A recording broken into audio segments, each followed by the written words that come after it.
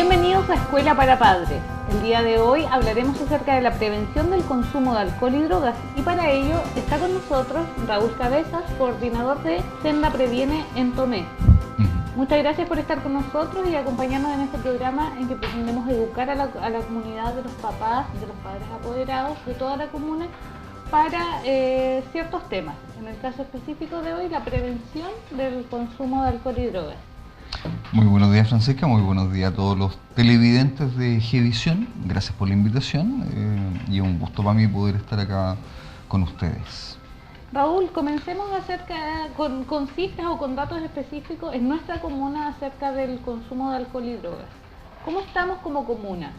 Bueno, con respecto a esa situación, nosotros hemos desarrollado acá localmente algunos diagnósticos con respecto especialmente a las frecuencias de consumo o los tipos de consumo que se dan más entre nuestros niños y adolescentes. Y en eso se ha trabajado harto en los contextos escolares. Igual son cifras que nos permiten poder situar ciertas magnitudes. En términos generales podríamos hablar que alrededor de un 20% de los estudiantes entre primero y cuarto año medio han consumido alguna sustancia ilegal.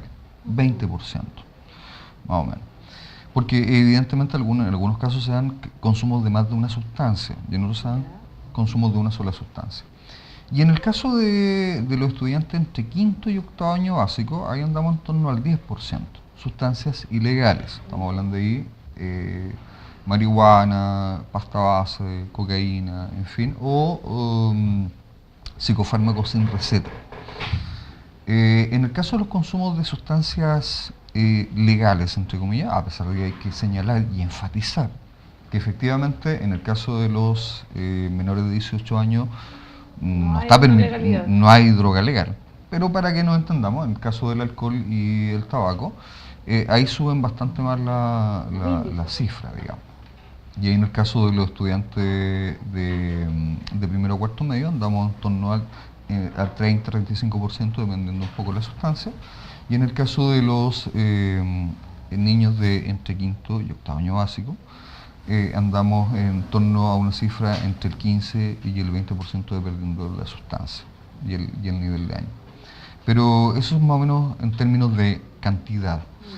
Lo primero obviamente enfatizar, y siempre a uno se le pierde un poco esa perspectiva, lo primero es que la mayoría de los chicos no consumen.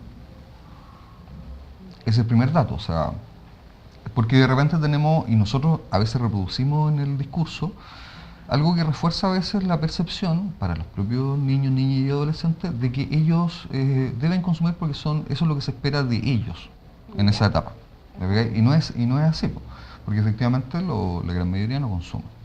Y en el caso de los consumos, obviamente, de aquellos que reconocen o declaran algún consumo, hay distintos tipos de consumo. Hay consumos que son exploratorios, ocasionales. Puede ser una vez. Claro, porque ahí obviamente se registra un poco la respuesta es en los últimos 12 meses. Usted ha consumido o ha probado alguna de estas sustancias, entonces se ve en el año. Y eso puede haber sido una sola vez. Entonces, obviamente, ahí hablamos de la escala del consumo.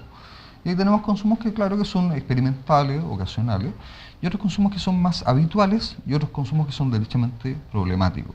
De ahí obviamente dentro de ese 20%, por ejemplo, de estudiantes de enseñanza media, aquellos que efectivamente tienen algún tipo de consumo problemático son una minoría dentro de ellos. Estamos hablando de alrededor del 40% de ellos que tienen algún tipo de consumo, por ejemplo, de más de una sustancia, que hacen como mezcla de sustancias.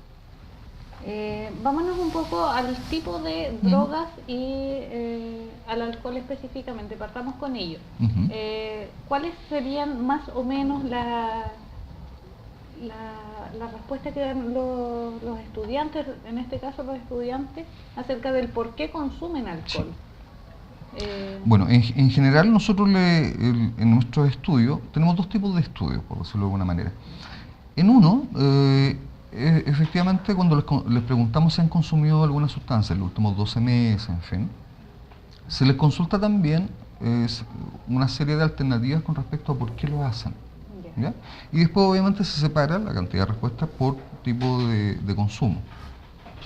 En general, ¿por qué nos pasa en primera instancia? Bueno, algo que no nos sorprende, pero la primera selección, casi el 60% de los chicos que reconocen algún consumo, lo hacen porque desean probar alguna sustancia nueva, alguna experiencia nueva. Explorar. El aventurerismo, esta cosa de ir explorando cosas nuevas, la búsqueda de nuevas sensaciones, en fin. Que es más o menos lo esperable en el fondo. Obviamente sabemos que hay otras formas de cómo probar nuevas sensaciones y nuevas experiencias. Lo ideal sería buscar en otros espacios. Y ahí obviamente la recomendación siempre va a estar más bien asociada, por ejemplo, al tema de las experiencias nuevas, novedosas para uno, como pueden ser los deportes urbanos, estamos hablando del Gravity, no sé, el BMX, el parkour, en nuestra comuna, que incluso los jóvenes están organizados. Y uno los ve y participan y no sé, hemos hecho algunas ferias de promoción de estilo de vida saludable en los liceos para poder ir masificando un poco este tipo de prácticas.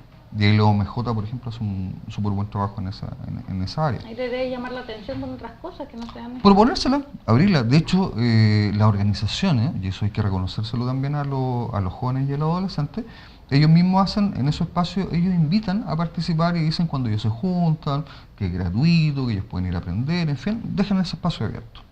¿Okay? Una nueva experiencia. Bueno, ni hablar de nuestra larga tradición en la comuna de las bandas musicales. Hemos tenido una rica tradición, digamos, de talento juvenil en nuestra comuna y que se ha expresado a través de la expresión musical. También es un buen espacio. En fin, pero en segundo lugar, con respecto a las motivaciones, ahí nos aparecen ya cosas que son un poco más complejas, un poco más complicadas. ¿Cómo cuáles? Tenemos el tema, por un lado, para aliviar el malestar emocional que siente. Es un mal indicador. Efectivamente, porque estamos hablando de que te da dos malas noticias. La primera es que efectivamente nuestros chicos y adolescentes muchas veces no se sienten muy bien emocionalmente. Y sabemos que de repente hay muchas situaciones conflictivas, de tensión, depresión, que se van presentando en la vida de ellos y que eso le impacta y lo hace sentir muchas veces un alto nivel de tensión, de tristeza, emociones como más bien desagradables. Claro. Entonces ahí hay un tema. Entonces buscan eventualmente en el consumo de sustancias el hecho de que ellos no sientan, dejar de sentir esto. Entonces por eso llama la atención y se condice con que efectivamente de las tres drogas más consumidas en nuestra comuna, que tenemos el alcohol, tenemos la marihuana y tenemos los psicofármacos, en general los tres apuntan a bajar. A hacer sentir, digamos, que los chicos se logren aquietar ese malestar. Y eso también está muy relacionado con el tema de que otra de las grandes motivaciones que tienen para consumir es precisamente para manejar el estrés, la presión, la tensión, esa vivencia de sentirse un poco ansioso. Es complicado porque estamos hablando de adolescentes, ¿verdad? Que están saliendo recién de la niñez, de un mundo donde deberían haber sido disfrutados de todo, y se complican con cosas como más profundas. Exacto. Y de hecho cuando hacemos los grupos como de conversación, de diálogo con los adolescentes o en las entrevistas individuales, emerge súper fuerte este tema de el consumir para afrontar problemas. Es súper fuerte. Es como el principal relato que siempre aparece, el principal significado. Entonces la sustancia, y nosotros siempre lo señalamos, el consumo de drogas es un síntoma más que un problema en sí mismo. A veces uno tiende a pensar y se tiende a confundir, piensa que el problema es el consumo de drogas, cuando obviamente es un problema, no es que significa que no sea un problema, pero no es el foco principal, es un síntoma más. Es algo que se utiliza como para poder enmascarar, para poder solucionar, entre comillas, alguna otra problemática. ¿Cuál es el tema del el consumo que continúe, la continuidad del consumo? ¿Es alto también? ¿Hay gente que permanece en el consumo? Sí, efectivamente, cuando uno ve porque acá en la comuna tenemos redes o centros de tratamiento. Sabemos que los tres CEFAM en este minuto, Bellavista, Alberto Reyes acá y el de Dichato, cuentan con sus programas de alcohol y droga y cada uno de ellos está en ingreso, digamos, tienen personas que están ingresadas en eso, especialmente lo que es la temática de alcohol. Eso es como la más dominante en los CEFAM. Y por otro lado tenemos en convenio con el Hospital de Tomé, con el Servicio de Salud Talcahuano, tenemos un centro de tratamiento que es el CETRAD, que efectivamente se dedica al tema de la atención de personas con problemas de consumos problemáticos, adicciones, dependencia, etcétera, de todos los tipos de sustancias, desde alcohol hasta pasta base. Y efectivamente ahí lo que nos encontramos es que la gran mayoría de las personas que están ingresadas a la instancia de tratamiento son personas adultas jóvenes, adultos tardíos. Estamos hablando entre los 25, 26 años hasta los 40, 45 años. Entonces, fija, es un tema de que la principal población que tenemos en tratamiento estamos hablando de personas más adultas, no estamos hablando de adolescentes. Y eso es lo otro, porque muchas veces uno tiende a asociar que el consumo de droga es solo algo de los niños y los adolescentes, claro, como que los adultos no existieran. No, ¿sabes qué? Sí, existe. Ahí tenemos consumos problemáticos, por ejemplo, de pasta base, entre los 25 y los 30, 35 años, que por sus características, el tema de la pasta base genera un deterioro muy alto. Sabemos, según los estudios nacionales, pues ya se requiere un estudio más profundo, más de tipo clínico, que alrededor del 62% de las personas que consumen pasta base desarrollan un consumo problemático. O sea, el nivel de problematización, de impacto negativo que tiene para la vida de una persona la pasta base es sumamente alto. Es muy difícil revertir también el consumo de esta droga en específico. Es una instancia de tratamiento que requiere obviamente mucho tiempo. Y además que obviamente el ir generando este tema de la abstinencia, que la persona deje de consumir, requiere muchas veces bastantes intentos. Y también compañía, necesitan que estén con una persona al lado que les esté apoyando en el fondo en este tratamiento, que es difícil. Claro. Lo problemático muchas veces es que efectivamente la pasta base ha hecho que en este aumento y escalada del consumo, las personas vayan perdiendo un poco los vínculos familiares y de apoyo, porque efectivamente van perdiendo el tema, no sé, a veces se rompen las relaciones de pareja, por poner un ejemplo. Porque obviamente la persona que está consumiendo deja de ser el foco, las relaciones interpersonales, a veces los hijos, obviamente dejan de cumplir en el ámbito laboral. ¿Te fijas? Entonces, hay todo lo que hablamos de un compromiso biopsicosocial, o sea, bio a nivel de salud física, psico a nivel de salud mental, pero también social, ¿no? Al punto de perder, digamos, trabajo, cosas de ese tipo. Y eso en los consumos problemáticos de pasta base se ve mucho más fuerte. Raúl, tú nos hablabas de 3 sustancias de consumo acá en la comuna más altas. Pero ¿qué pasa con las drogas inhalables, por ejemplo? ¿Hay presencia de este consumo? Sí, tenemos presencia de inhalables. Indudablemente eso ha sido algo que ha, en el mundo un poco de calle, es algo que ha estado sumamente presente. El tema del consumo de las lacas, de los solventes, en fin. ¿Y son productos que están al alcance también, sobre todo los más chicos? Sí, eso, y obviamente también a veces están en el ámbito doméstico. Los aerosoles, te fijas, son cosas que son de fácil acceso en la casa, digamos. De hecho, por eso obviamente la ferretería ahí durante mucho tiempo empezaron a ponerle más ojo al tema de la venta de ese tipo de productos. Pero indudablemente está ahí, pero el impacto además del inhalable a nivel neuronal, a nivel del cerebro, también es mucho más fuerte, digamos. ¿Un daño irreversible? Genera un daño, una muerte neuronal que es sumamente compleja, digamos. Por lo que genera. De hecho, es como cuando la persona lo consume, es como un destape, así como que te descorchen algo. Entonces eso es como sumamente fuerte. Y también lo otro que hemos tenido son de sustancias alucinógenas. Todo lo que el tema de lo que está asociado, digamos, en el caso, no sé, tradicionalmente el San Pedrito, la ayahuasca, en fin, son hongos o plantas, digamos, que se pueden hervir, digamos.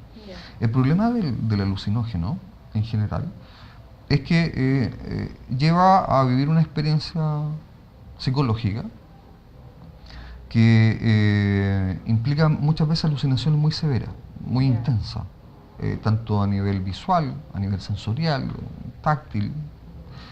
Entonces, eso a veces genera, y lamentablemente ha ocurrido en nuestra comuna, bueno, no solamente en nuestra comuna, sino que en distintos lados, el tema de que eso pueda desencadenar algún otro tipo de trastorno psicológico que tiene que ver con la percepción de realidad, lo que son las psicosis, esquizofrenia, ¿te fijas? Ese tipo de... Porque indudablemente la experiencia de alterar la conciencia, la conciencia es la que nos conecta con la realidad. Nosotros, yo por ejemplo en este minuto puedo observar mi entorno, te puedo escuchar a ti, puedo reaccionar contigo, y eso es a través de la conciencia que me permite conectarme con mi entorno, con la realidad. Pero obviamente la sustancia en general genera una alteración del estado de conciencia. Y en el caso de los alucinógenos, me hace ver cosas que no están ahí, para hacerlo bien sencillo. Claro. A veces, a partir de a ti te puedo ver de una forma distinta, o puedo ver algo, en ese espacio vacío, por ejemplo, puedo ver algo que no está, o empezar a escuchar algo que no está. Entonces, eso a veces las personas que tienen algún tipo de disposición genética, no en todas las personas, sino que en aquellas que tienen disposición genética, puede gatillar este tipo de psicosis. ¿Te fijas? Entonces, es algo que no se puede saber previamente. Claro, Tendríamos y que lo tener un estudio importante es genético. saber que por el consumo podrían desarrollarse ciertas enfermedades que están a lo mejor escondidas en la cabecita. Claro, es nuestra genética, es nuestro ADN, no podemos saberlo. ¿Te fijas la predisposición que uno puede tener para determinados tipos de trastornos? ¿Mm? Raúl, ¿qué importancia tiene la familia en todo este tema de la iniciación del consumo, sobre todo en adolescentes? Bueno, como hemos visto, efectivamente nuestros consumos son precoces. Son precoces. Los inicios, podemos estar viendo que a los 11 años en promedio pueden haber algún tipo de experiencia para probar alguna sustancia. En la gran mayoría de esos casos, casi en la mitad, estamos hablando que usualmente esa droga es el alcohol. Otra experiencia que vemos ahí bastante marcada es lo que son los accesos a los psicofármacos en la casa. Entonces, obviamente eso nos va dando una pista a nivel comunal, pero también sabemos que numerosas investigaciones a nivel mundial señalan que efectivamente la familia, los padres, juegan un rol crucial en la prevención del consumo de drogas. ¿Por qué? Son los que dejan abierta la puerta para que el niño pruebe a lo mejor alguna de estas sustancias. Mira, lo que pasa es que, por un lado, a veces falla un poco a veces la supervisión. Obviamente, sabemos que dentro de las competencias que los papás y las mamás, o los cuidadores, abuelitos, tíos, no vamos a cerrar solamente en papá y mamá, porque las Claro. familias son amplias y tenemos distintos tipos de familias en nuestra comuna. Sabemos que efectivamente uno de los grandes desafíos que tiene una familia es la supervisión. Obviamente saber, por ejemplo, lo que los niños hacen durante el día, con quiénes se juntan, qué tipo de intereses tienen, ¿te fijas? Y eso lo sabemos a través de la comunicación. Uno de los elementos clave es poder conversar con nuestro hijo, saber lo que están haciendo, consultarles desde pequeños las cosas que les interesan, qué es lo que han hecho durante el día, qué es lo que piensan hacer mañana, por qué lo hacen. Son cosas que eso es algo, un desafío que uno tiene que vivirlo cotidianamente. No puede ser solamente empezar a consultar cuando uno empieza a sospechar, porque si no, obviamente ahí ya estamos un poco perdidos con la comunicación. Ya llegamos tarde, ya no nos van a decir las cosas. Eso tiene que ser algo que tiene que ser desde que son pequeñitos, el interés por lo que hacen día a día. Y saber regularmente, más o menos por la hora del día, el tipo de lugar en donde puede estar, con quién puede estar. Las actividades Y lo que pueda interesa estar porque realizando. es normal, ¿no? ¿Y qué es lo que lo motiva? ¿Qué es lo que anda buscando? ¿Te fijas? Porque eso nos permite, esa supervisión, después nos permite poder generar estrategias para poder afrontar. Por ejemplo, hace un rato atrás conversábamos de qué cosas motivan al consumo. Supongamos este tema de buscar nuevas experiencias. Si yo voy conociendo que mi hijo, mi hija, o el niño, la niña, el adolescente que está bajo mi cuidado, tiene intereses o busca tener nuevas sensaciones, eso lo puedo saber a través de esa supervisión constante, esa comunicación fluida. Y ahí yo puedo ayudarlo, orientarlo, para que busque esa nueva experiencia en determinados tipos de cosas. Y ahí lo puedo incentivar para que se involucre, no sé, danza, teatro, deportes de todo tipo, deporte urbano, prácticas culturales variadas, en fin. Claro. ¿Te fijas? Tener nuevas experiencias. O buscar Llevarlo una incluso como guía. panoramas familiares, nuevas experiencias. Ir a cosas, a lugares donde uno usualmente no ha ido. A disfrutar de panoramas que uno usualmente no ha tenido. ¿Te fijas? Ahí la familia puede ir encauzando. Pero eso lo sabemos porque estamos monitoreando, porque estamos supervisando. Si no lo hacemos, no lo vamos a ver. Nos vamos a enterar después. ¿Te ¿Y qué fijas? pasa cuando en la casa, en el hogar, hay un consumidor Ujú. o hay una persona con problemas de alcoholismo, con problemas de drogadicción?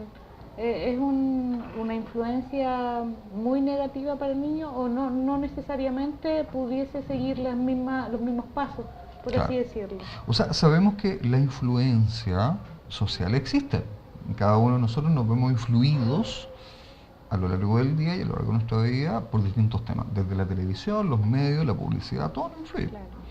Obviamente sabemos que los modelos que tenemos también son algo que nos va influyendo. Especialmente los niños más pequeños, los grandes modelos siempre van a ser los cuidadores principales, son nuestros ídolos. Nosotros siempre pensamos desde pequeñito que nuestro papá, mamá, el abuelito, la tía, en fin, son perfectos, son unos superhéroes, ellos siempre nos van a resolver las cosas, en fin. Entonces, obviamente, ese modelo de referencia nos va A guiar o a guiar y nos va condicionar. marcando. Y nos dice lo que está bien o lo que no está bien, lo que es posible de lo que no es posible. Y nosotros, obviamente, les prestamos mucha atención. Y en la medida que les prestamos mucha atención a ellos, lo estamos observando, nosotros, obviamente, tendemos a repetir y a imitar lo que ellos hacen. Y uno lo ve en los gestos, uno lo ve en los estilos de vida, en las cosas que va haciendo en el día a día. Obviamente eso nos influye. Obviamente a la medida que uno va creciendo, a veces los modelos van cambiando. Sabemos que ya no son tanto los papás y las mamás, pero pasan a ser otros. Y a veces son los pares, los amigos. Entonces ahí también el rol de los padres, primero es directo, siendo los primeros modelos de referencia. Y después a la medida que los chicos van creciendo, uno va traspasando y tiene que ir orientando a los chicos hacia qué modelos de referencia va a empezar a escoger. De ahí es cuando uno tiene que ver con quiénes son sus amiguitos, sus amiguitas, conocer a los amigos que ellos tienen, cuáles son sus intereses, porque obviamente a partir del mundo de sus intereses, si, no sé, me imagino que obviamente aquellos que les interesa el ámbito musical van a escoger algunos modelos de referencia que sean más bien ligados a ese mundo. ¿Te fijas? Y por lo tanto, esos modelos de referencia que pueden ser presentes en la vida o pueden ser simbólicos a nivel de los medios, ya sabemos que a través de los medios de comunicación, la internet, las redes sociales, los modelos están mucho más presentes a pesar de la distancia que pueden tener con uno. Entonces ahí es importante también ir orientando y ir guiando, y ese es otro gran desafío para los papás, orientar, guiar, aconsejar. Entonces el modelado, el escoger quiénes son tus modelos y después, en primera instancia, cuando son más pequeños, entregar un modelo es importante. Ahora, obviamente sabemos que los adultos pueden tener acceso a determinados tipos de sustancias que son legales, como el alcohol. Ahora, lo importante de eso es que lo asuman de forma responsable. Y la responsabilidad significa que obviamente, por ejemplo, sabemos que si yo consumo alcohol, como adulto, no puedo manejar. Y eso tenerlo claro. Por ejemplo, modelar los límites que tengo, frente a qué situaciones, en qué momentos, que haya ocasiones donde se pueda dar y otras ocasiones no. No que sea algo cotidiano, ¿te fijas? No que sea algo que no tenga sentido, no que sea algo que no se limite, ¿te fijas? Sino que uno tiene que asumir esa responsabilidad. Y también la responsabilidad dentro de la casa con la supervisión. ¿Dónde están los alcoholes guardados? ¿Te fijas? Quizás no sea tan buena idea tenerlo dentro de la casa. Quizás sería mejor solamente adquirirlo o comprarlo cuando se necesita, punto. Y no dejar cosas ahí como abiertas. Y hablarlo claramente con los hijos. Y efectivamente señalarle que el consumo es algo que se puede dar solamente desde los 18 años para arriba. Porque efectivamente hay que aclarar que ningún padre ni madre puede autorizar a un hijo a consumir antes de los 18 años, porque no se puede. ¿Se fija? ¿Qué hace la oficina Senda Previene? Yo sé que hay un equipo de trabajo que está actuando día a día para prevenir el consumo de alcohol y drogas. ¿Cuáles son las acciones que realizan específicamente con adolescentes? Claro, aquí, bueno, obviamente uno de los grandes espacios en donde se puede ir acompañando el crecimiento, el desarrollo de los niños, niñas y adolescentes son precisamente las escuelas, los establecimientos educacionales, tanto escuelas como liceos. Y obviamente porque sabemos que ahí los niños pasan gran parte del tiempo. Entonces, obviamente, ahí viene el desafío. Por ejemplo, en el caso acá con la escuela Gabriela Mistral, se viene desarrollando un trabajo ya hace tiempo, hace años en realidad, pero en el último tiempo ya hemos generado un programa que se llama Programa de Prevención para Establecimientos Educacionales, PPE. Que lo que se hace ahí, obviamente se hace una evaluación inicial con respecto a el tipo de cultura preventiva que se tiene en el establecimiento. Y a partir de esa evaluación se genera un plan de trabajo, que ese plan de trabajo se articula con, acá en este caso obviamente con la dirección, y la dirección ha establecido un equipo que trabaja con nosotros en este caso para poder ir definiendo ese plan. Y ahí está la profe orientadora, la Caterina Fuentes, que es la profesora, digamos, que actúa como nuestra contraparte. Pero también ahí participan representantes de los docentes, de los centros de educación, de los propios estudiantes, también de los apoderados. Entonces se va desarrollando todo un plan de trabajo con la finalidad de ir fortaleciendo ciertos aspectos de la cultura preventiva que son necesarios fortalecer. Como pueden ser el trabajo con los papás, y ahí se definen algunas acciones para poder promover lo que conocemos como la parentalidad positiva. Porque obviamente sabemos que nadie de nosotros sabe cómo ser papá, o cómo ser mamá, o cómo ser cuidador de un niño y un adolescente. Es algo que uno lo va aprendiendo en la práctica. Pero obviamente la idea siempre es, dentro de las competencias parentales que uno tiene, son las competencias reflexivas. Es decir, darme cuenta de cómo puedo ir mejorando mi propia práctica como papá y como mamá. Entonces ahí generamos algunos espacios para poder hacer ciertos espacios de aprendizaje entre los propios papás y ir repasando algunas cosas que uno puede ir haciendo de mejor manera como papá. De hecho tenemos algunos tipo instrumentos así que uno puede hacer una autoevaluación rápida con respecto a ciertas cosas que uno hace en el día a día. Que de pronto no se da cuenta si están bien o mal, pasan solamente. Porque efectivamente todo se puede mejorar. ¿Por qué hablamos de competencias? Porque la competencia, estamos hablando, son conocimientos, son habilidades y son actitudes que uno puede ir desarrollando a lo largo de la vida. Y como toda competencia, se puede reforzar, se puede entrenar. Entonces hay cosas donde uno como papá, como mamá, como cuidador lo hace sumamente bien, y hay otros ámbitos que están un poco más decaídos. Entonces la idea es como nivelar. Y eso es algo que es solo para los papás. Ellos mismos hacen su autoevaluación y queda para ellos. No es un tema de que uno se va a exponer frente a todo, sino que es como una retroalimentación para ellos mismos. Y ahí se va reforzando con algunos tips y obviamente los papás le permiten poder mejorar un poco esa habilidad. ¿Cuál es el trabajo específico que hacen con los niños, por ejemplo? Con los niños, por ejemplo, tenemos en este establecimiento, tenemos por ejemplo la estrategia de pares. De hecho ahora se está trabajando con ellos ya en la parte de formación, con estudiantes voluntarios entre quinto y octavo año básico, que ellos se forman como monitores, van aprendiendo distintos tipos de temáticas con respecto al tema de las drogas, por ejemplo, los efectos, los impactos, pero también las motivaciones, cómo se puede prevenir, en fin. Y después ellos mismos son los que hacen talleres con su compañero. Porque ¿cuál es la idea? Como hablamos del tema de los modelos de referencia. ¿Okay? Los modelos de referencia en esa etapa de quinto a octavo año básico pasan a tener más importancia los pares, más que los adultos.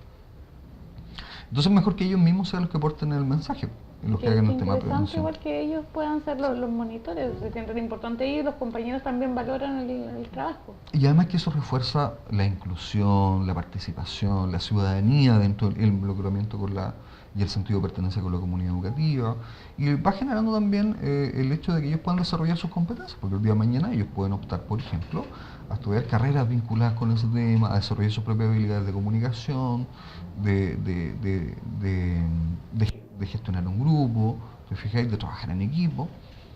Son competencias blandas que se van generando. Entonces, eso es una súper buena experiencia que ya lleva años de trabajo acá con la escuela. Y obviamente además se hacen talleres directamente con estudiantes en función de que eso lo hacen los profesionales del equipo de nosotros, que van desarrollando algunos trabajos preventivos focalizados en algunos establecimientos según lo que defina este equipo de trabajo. Pero además, el establecimiento participa y de bastante buena forma. De hecho, la Escuela Gabriela Mistral fue uno de los 5 establecimientos de la comuna, de los 26 que tenemos, uno de los 5 que fue reconocido por su buena aplicación de los programas de prevención escolar.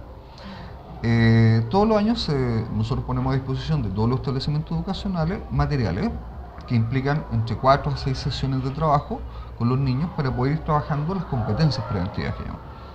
La autoestima, la comunicación asertiva, la autorregulación emocional, ¿te fijas? Entonces son sesiones de trabajo de 45 minutos más o menos que vienen con distintas actividades que los profesores lo pueden utilizar en ámbito de orientación, de consejo de curso, en fin. Y efectivamente el año pasado el establecimiento Gabriela Mistral, y un reconocimiento para sus profesores en eso, lograron en promedio el 92% de la aplicación de la sesión, o sea, casi la totalidad de las sesiones se aplicaban por nivel. Estamos hablando de entre 4 a 6 sesiones.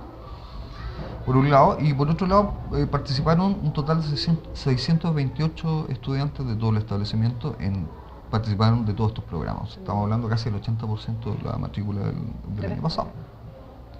Entonces eso habla muy bien del compromiso que tienen los docentes para poder desarrollar trabajo preventivo con los chicos. Además que obviamente eso está vinculado con lo que es el trabajo también de orientación. Para hacer prevención es importante no solamente entregar información sobre drogas, porque no es solo un tema de información.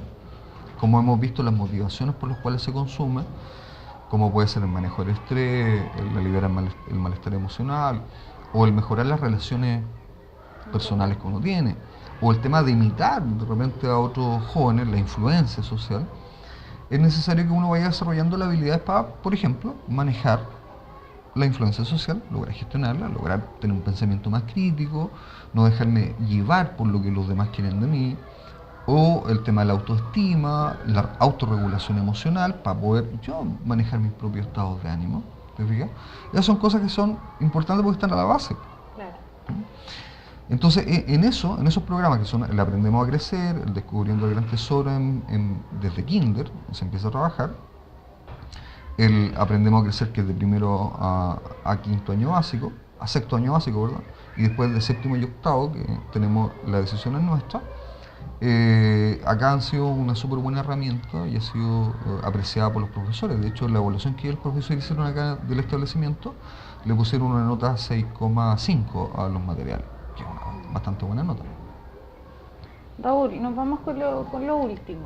¿Cómo los papás pueden reconocer algunos síntomas o algunas características de que su hijo o el estudiante ha consumido alguna droga? ¿Qué rasgos específicos podrían notar? Claro. Bueno, hay algunas sustancias, entre comillas, que son más rastreables unas que otras, sabemos. O sea, obviamente cuando una persona está bajo el efecto del alcohol se le nota más que cuando está bajo el efecto a lo mejor de un psicofármaco, por un ejemplo.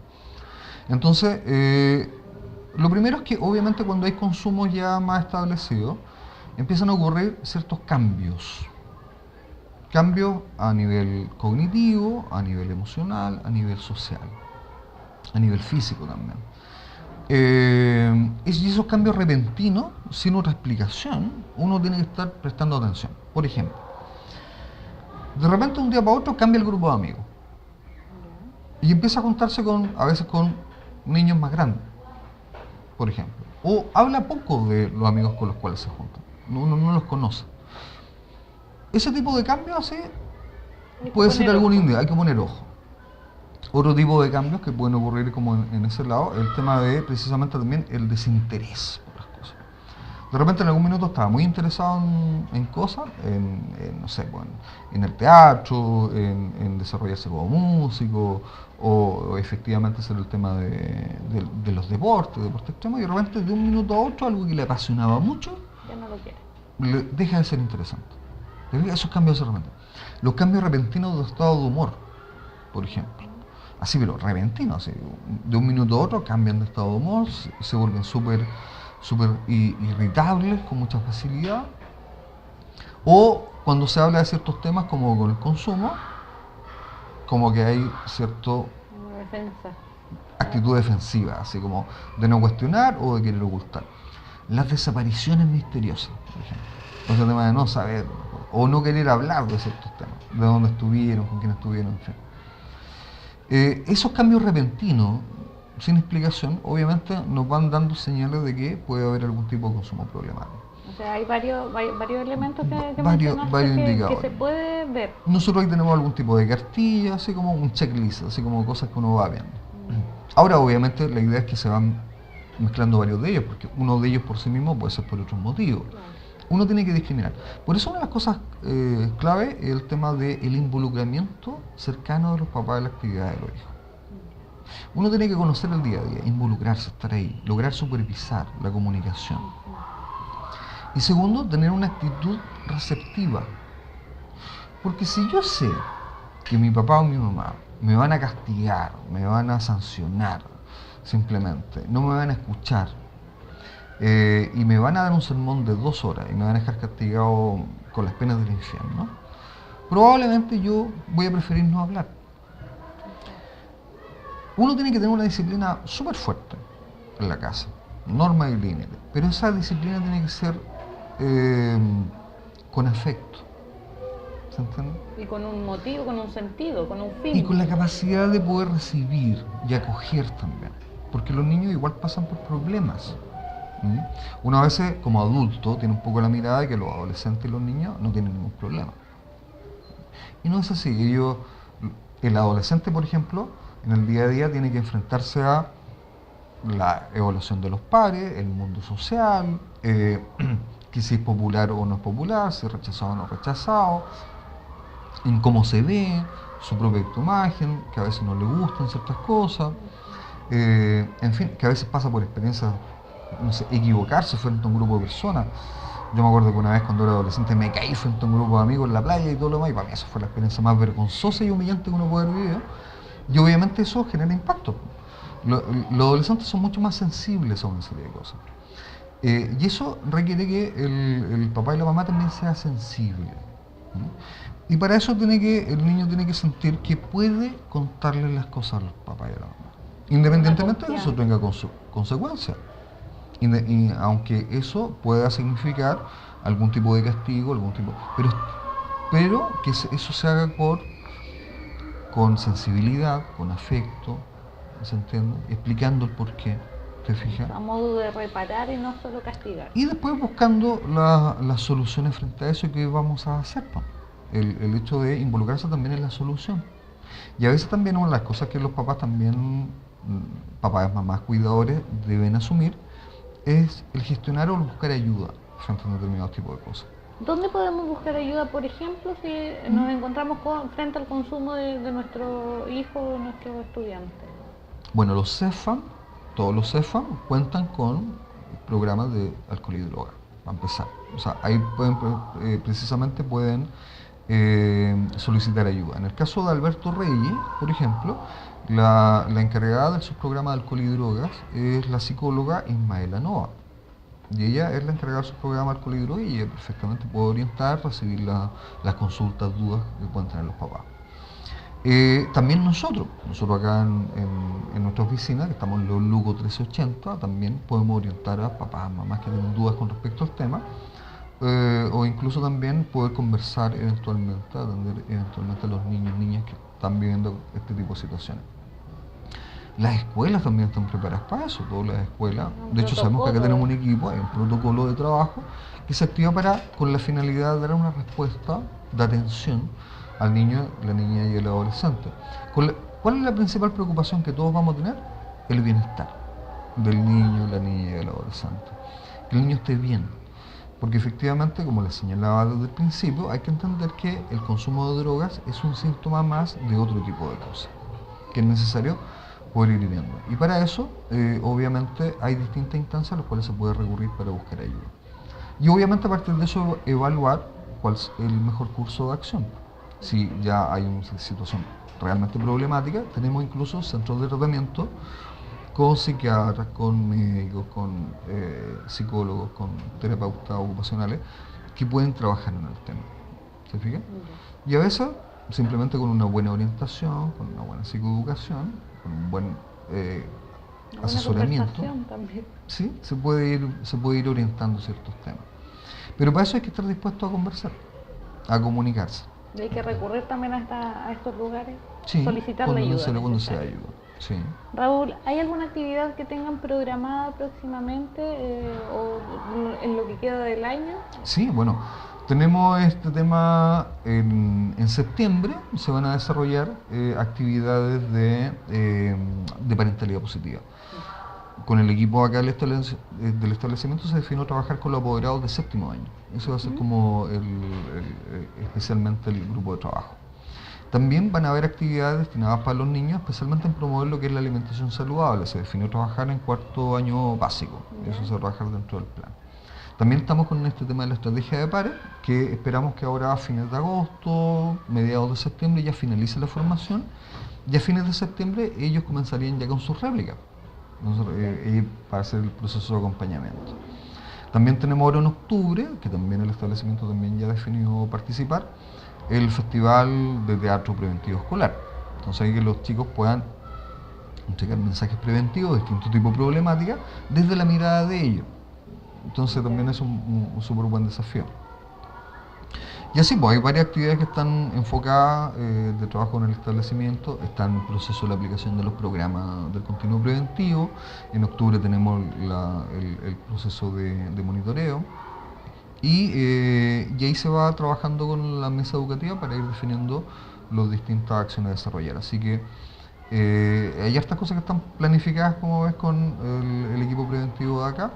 Y agradecer también, obviamente, al equipo preventivo de acá, a Catherine Fuente y al director y a todo el equipo de trabajo que está ahí detrás de esto para que esto se pueda desarrollar.